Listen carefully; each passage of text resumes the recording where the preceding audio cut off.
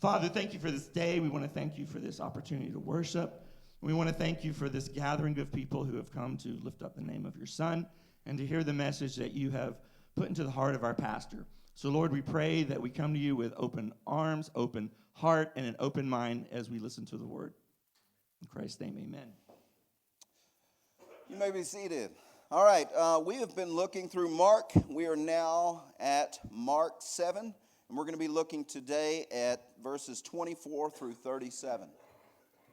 Now, I just mentioned to you the persistence that God often requires of those who follow Him. Now, there is a sense of persistence in pursuit of God. There is a persistence in prayer. Many of us often find ourselves in places in life where it's like we say, oh God, we have prayed and sought your guidance. And while it may be true that we have prayed and asked, and surely God does not forget, does He? But yet, there is a persistence in prayer that is rewarded. Now, some of you have been involved in our Wednesday night classes, and the Wednesday night class that we just finished was over the spiritual disciplines. And one of the things that we discussed in this was this idea of fasting, and then another was prayer. But there is a link between fasting and prayer, right? So for those of you who know the biblical practice of fasting, it is that we are to deny ourselves sustenance. We are to deny what our body needs so that when our body cries out, our soul would likewise cry out for what God has put on our heart, the desires that He has given us, and that we are then to cry out in prayer to God. Fasting gives us a hunger to seek after the righteousness of the Father. And so it doesn't have to necessarily be always that food is the thing that we are fasting from. We've discussed there are many types of fasts, and ultimately it is those things that you yearn for, that your mind goes to. Those are often the most effective forms of fasting. I have a lot of silly hobbies, for instance. In recent weeks, I took it upon myself to say, I find my mind going to these things more and more often. And so, therefore, I want to make a covenant before God that whenever my inclination is to allow my mind to wander to these things, that I would covenant to pray for this church and to pray for you all.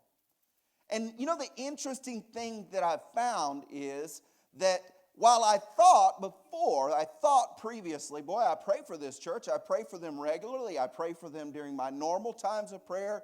I pray when God brings a conviction upon me to pray. When I connected those prayers to something that my mind of its own desire just kind of went to, man, suddenly I was praying all of the time. And I'm thinking people are probably going to think I'm crazy or that I have narcolepsy, because every time I'm just sitting there, I'm talking to Megan, or we're watching a TV show, and she's like, you're falling asleep. And I'm like, no, genuinely, I was praying. And but there is a persistence in prayer that is rewarded.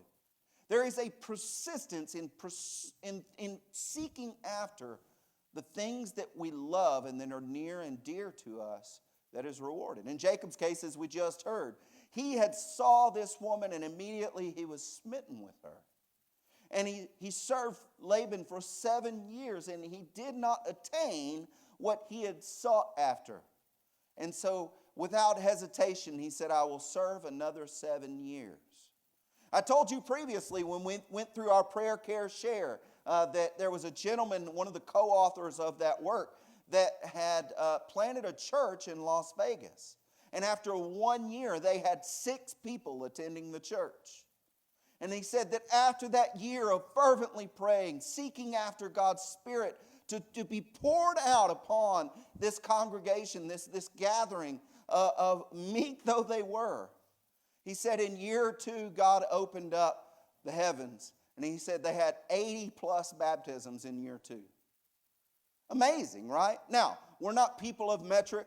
When we came, Megan and I, and I was asked, how will we determine the success of this church? I told you at that time, it's not going to be in metrics like attendance or baptisms. Although we rejoice in those things, right? We rejoice when people come.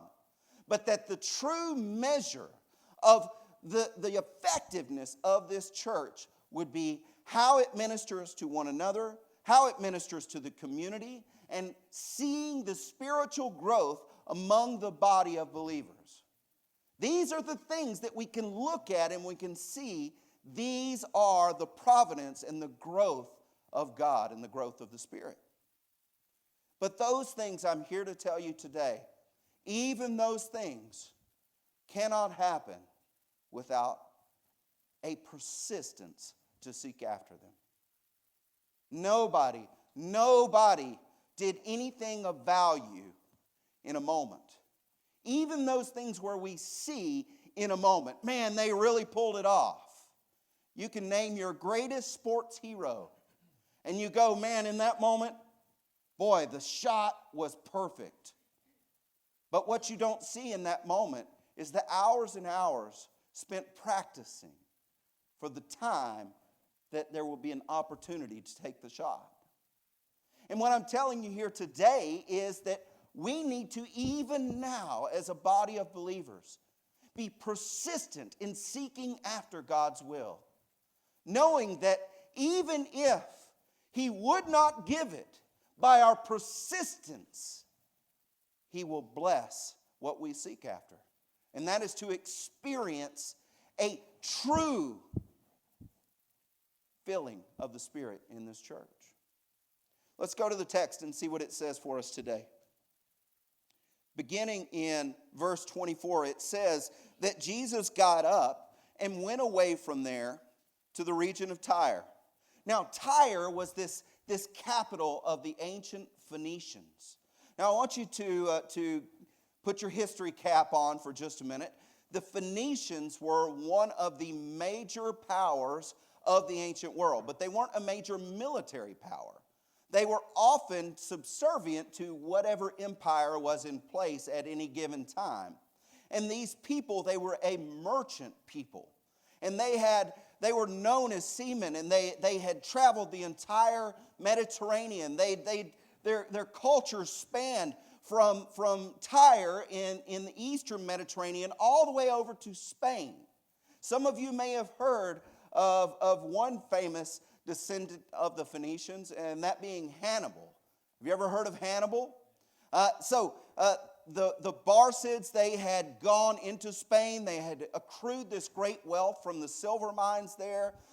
Greek culture, in large part, was spread by the work of the Phoenicians to the northern coast of Africa, up into Anatolia. It was spread by and large by these tradesmen who were taking this culture to all places. Now, they were known as a people that we see elsewhere, the fruit of their work. They were known as the people who invented purple, Tyrian purple, you hear.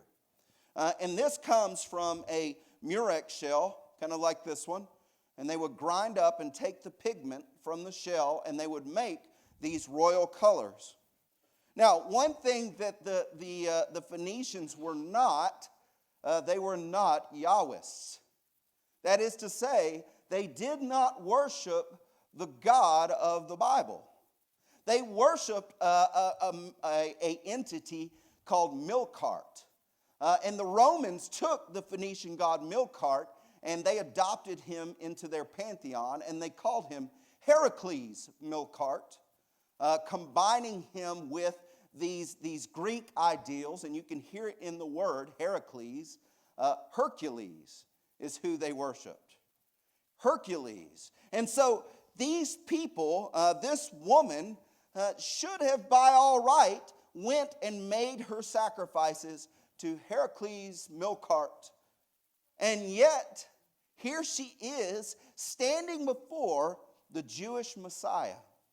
And she says that, it says that when he had entered a house, he wanted no one to know of it, yet he could not escape notice. Why couldn't he escape notice? How did these people know who he was? This was not in the years of Facebook. Facebook was not a thing. I sometimes struggle with people's names, and I have to pull out my phone and I'll look up their first name, and then I am stymied if you don't have a Facebook account. I'll tell you, that's a major disadvantage from my perspective. So you young people, I will never learn your name unless you get on Facebook, because I am not going to TikTok. That's not going to happen. Far be it from me to lower myself, stoop myself to TikTok. So, he says that after hearing that Jesus was in this area, a woman whose little daughter had an unclean spirit immediately and came and fell at his feet. Now, how do we know when a little child has an unclean spirit? How do we know that they're not just being a little child? I'm not sure, really, if I just be completely honest. My experience in Western Christendom has not been to see a lot of the kinds of things that we see in this book. You know, I've heard it said before that if this book washed up on a deserted island, the shore of a deserted island, and you were the one there and you had no exposure to the gospel, that you might read this book and walk away with a very different expectation of what the world outside your little island was like, of what the power of these demonic forces were, and ultimately what the power of the Holy Spirit and of the Messiah were. We might have very different expectations. Now, there is nothing in this book that tells me that these types of things that occurred then do not also occur now. There's nothing in here.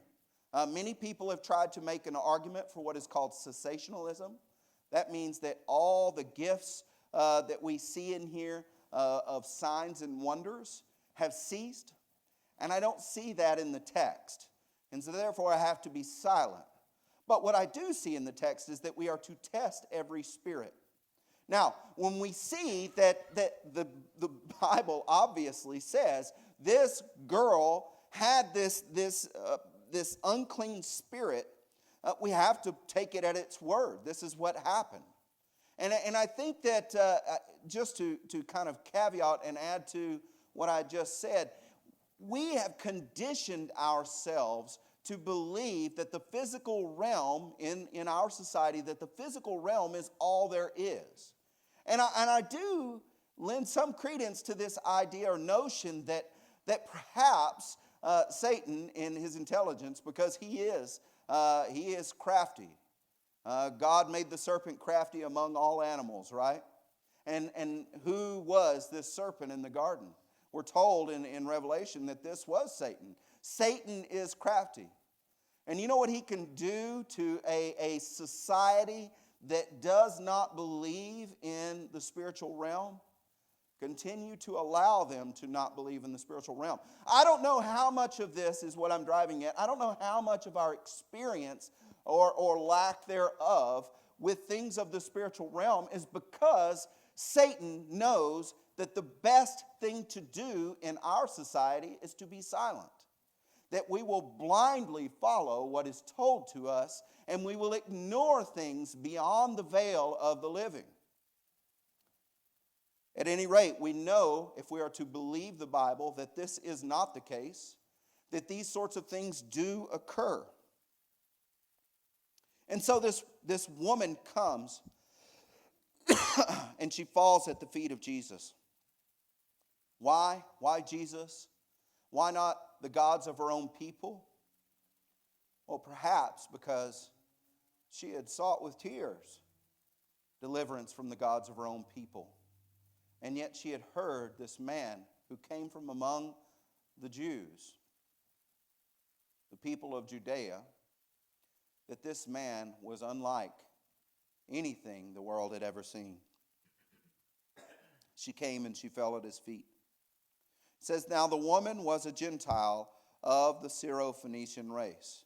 So if you think of what is going on right now, if you're not a news person, the the capital of Syria fell overnight, and Bashar al-Assad was pushed out of power. This was a big event. It's been 13 years in the making. They've been in civil war for 13 years. And so now to have this man out of power leaves a huge vacuum of power. And so what we need to pray is that in this vacuum, that in this new government, however it forms, that the ancient tradition, that is the Syrian Orthodox Church, that they would have a seat at the table that they have not had for many, many years.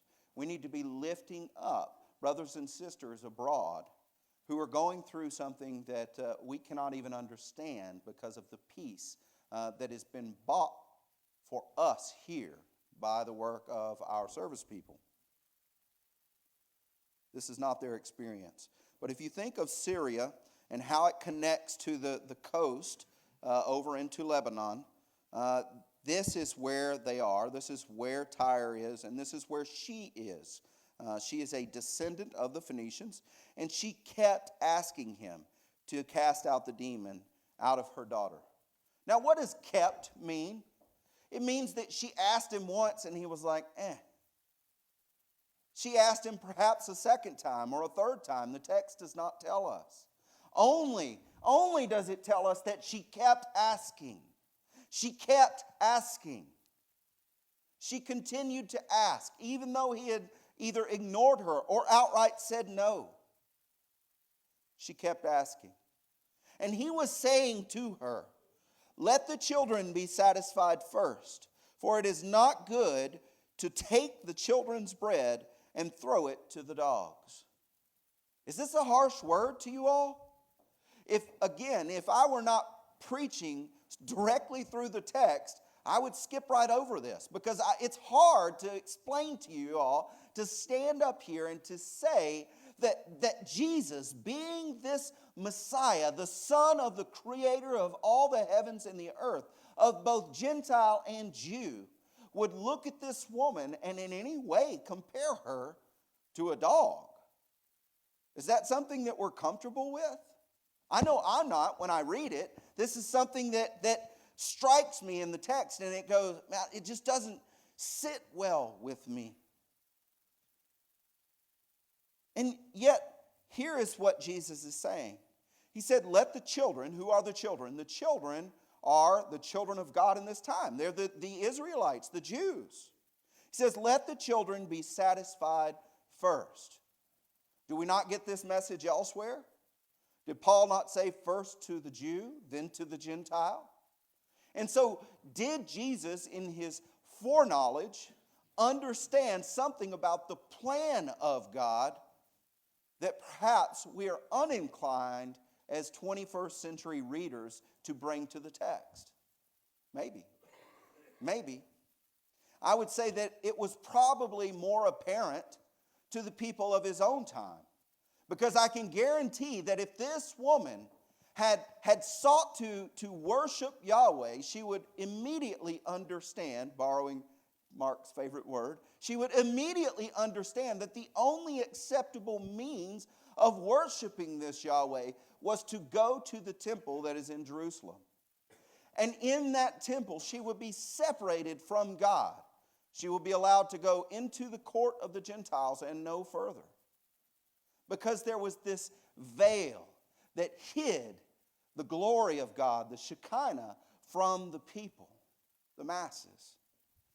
And yet here, she has heard of this man who has eclipsed this barrier, whose work seems to be directly from this Creator God. He said, let the children be satisfied first. He said, for it is not good to take the children's bread and to throw it to the dogs. Now, Jesus elsewhere describes himself as that bread. He says, I am the bread of life. And so what is he saying? He's saying, you are trying to take part in the Jewish Messiah, and yet you are of a people who cannot receive the bread. You cannot receive the life that I have to offer. And he uses this term. Now, in the English, we are unfamiliar with the nuance that exists in the Greek. You see, the Greeks had a word for a dog that is unclean. This word was called kuon. Kuon. And kuon is the term that was often used as a slur. And so people were accustomed to hearing the Jews call the Gentiles by this name. But this is not the Greek word that Jesus used.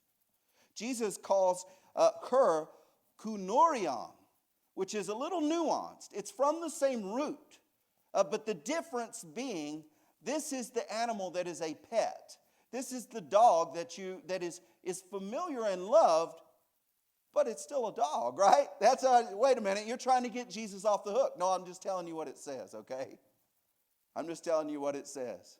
There is a nuance there that is present in the text. And he says to her, I can't take the bread that belongs to the children and throw it to the dogs.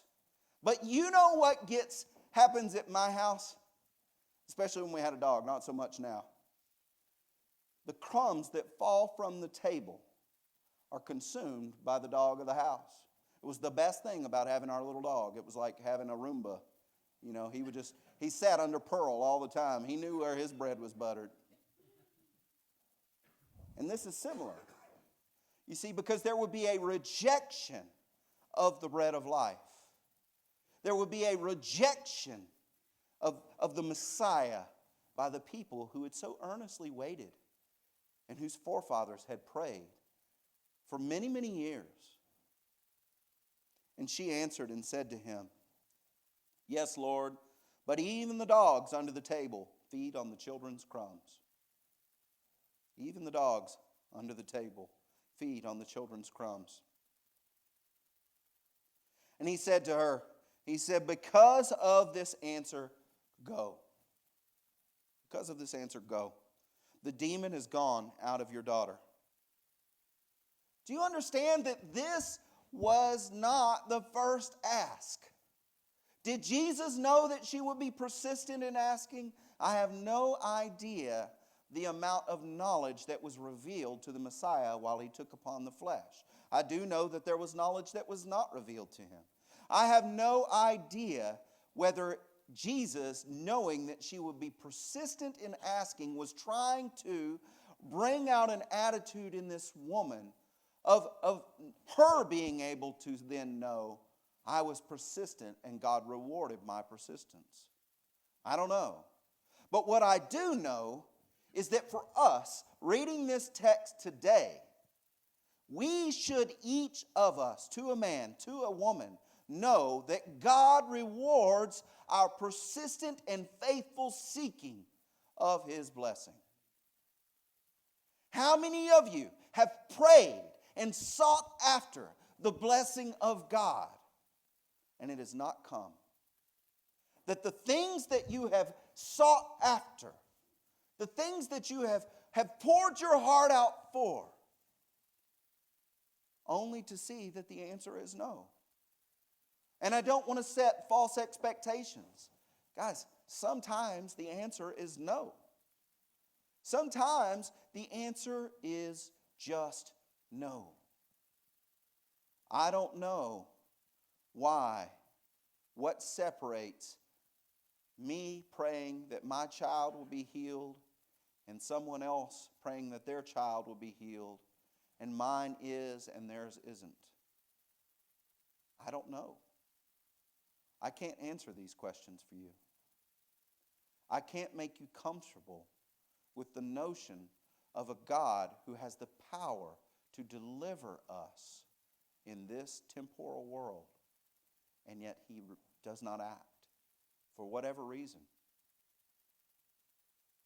I know many of you have lost people, spouses that once filled these pews and came earnestly, sought after God's goodness. They joined you in prayer as you prayed for the blessings to come upon this church. And not only do you now sit here still seeking after those blessings, but now you feel alone in doing it. because the person that God had given to you to seek after his will alongside is no longer here. I can't explain those things. What I can tell you is that there is hope. There is hope because Jesus didn't pay for this world. He paid for us. He paid for us. He bought us. And he purchased us to a better coming kingdom. And here is what we have to say to this world. World, I will be persistent. I will be persistent in my hope. I will be persistent in my seeking. I will be faithful in my service.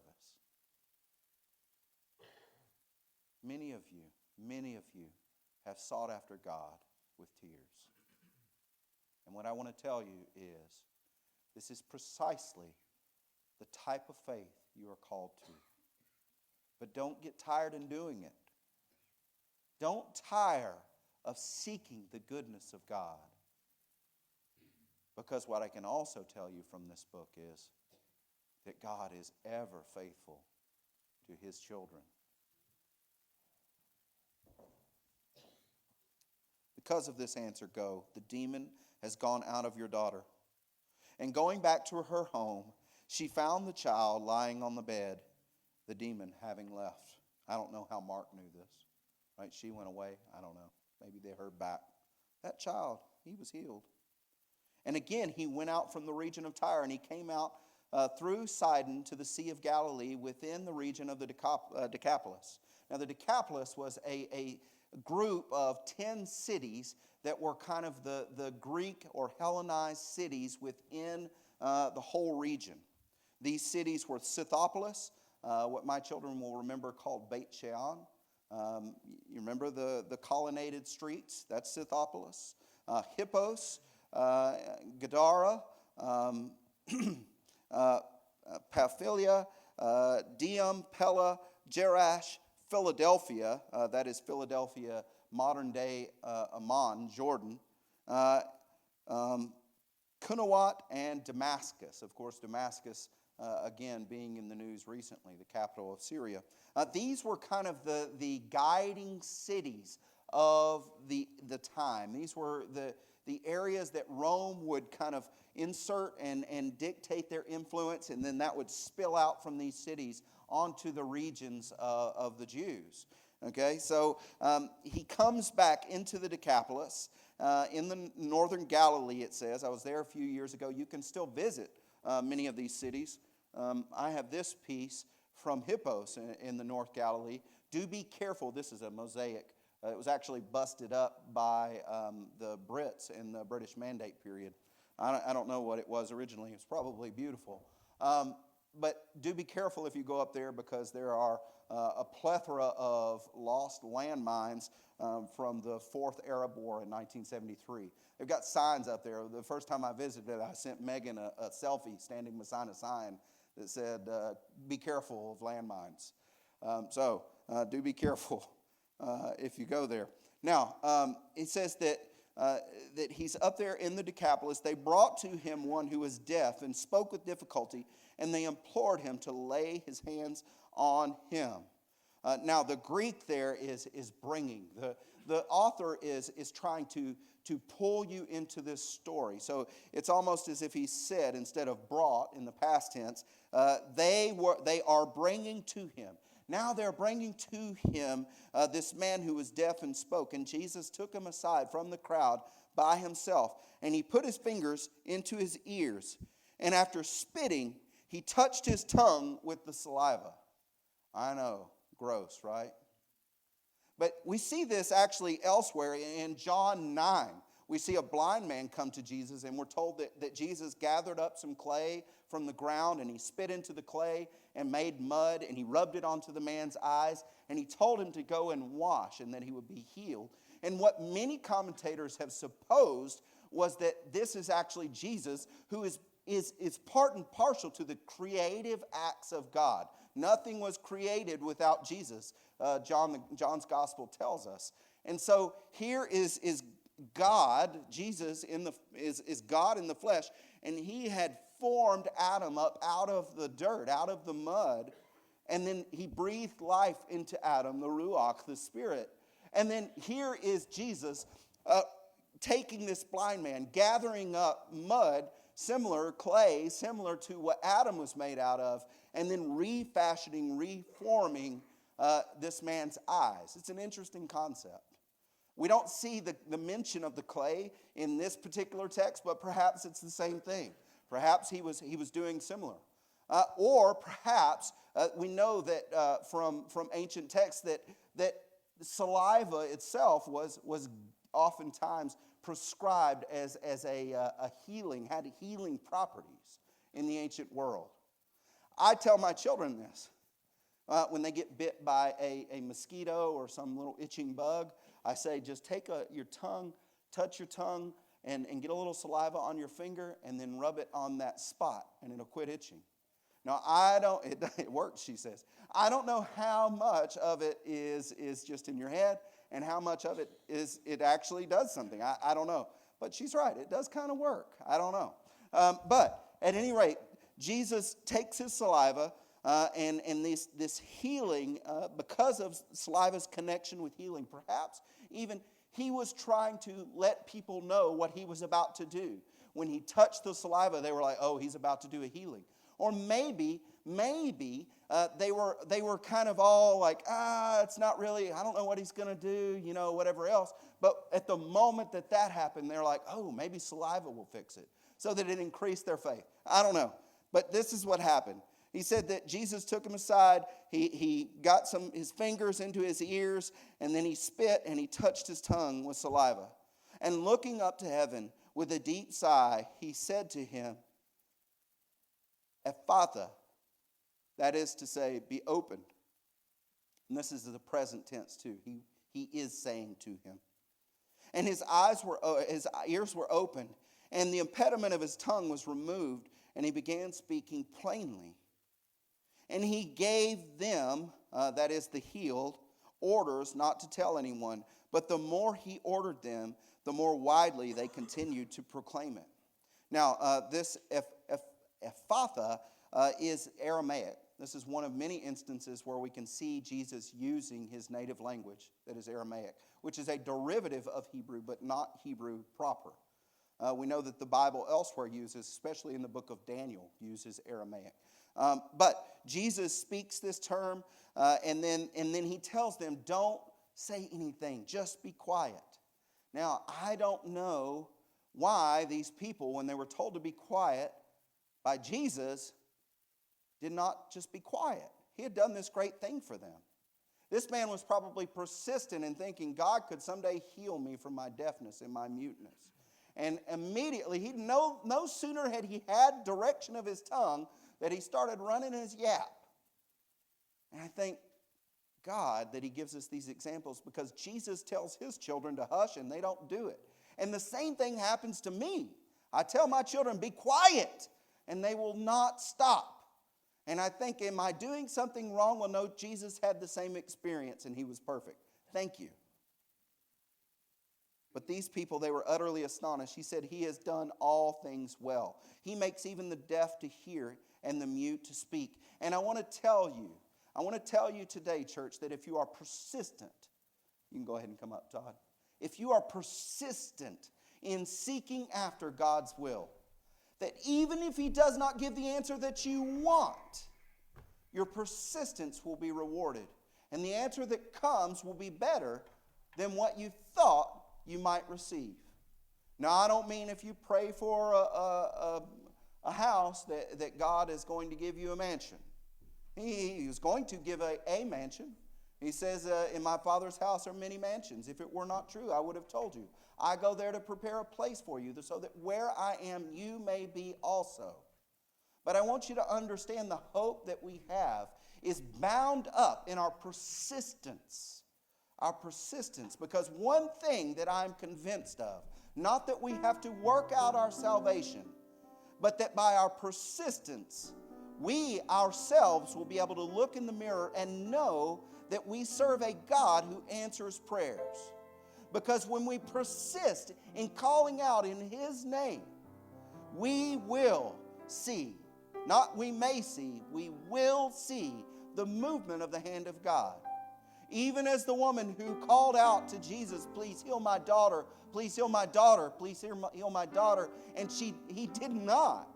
He did not do this. Even by her persistence, He still did heal her. We're told in Luke 11:8, He says, I tell you, even though he, a friend, will not get up and give you the bread because of friendship, yet because of your shameless audacity, he will surely get up and give you as much as you need. Here is a picture of a man who is seeking from his own friend in the middle of the night something that he desperately needs. And the friend will not come because of his friendship. But boy, that friend keeps on beating on that door, and sooner or later the guy's going to get up. And I'm telling you today that God will not only get up and bless you because you are His child, but He will bless you because of your persistence in seeking Him.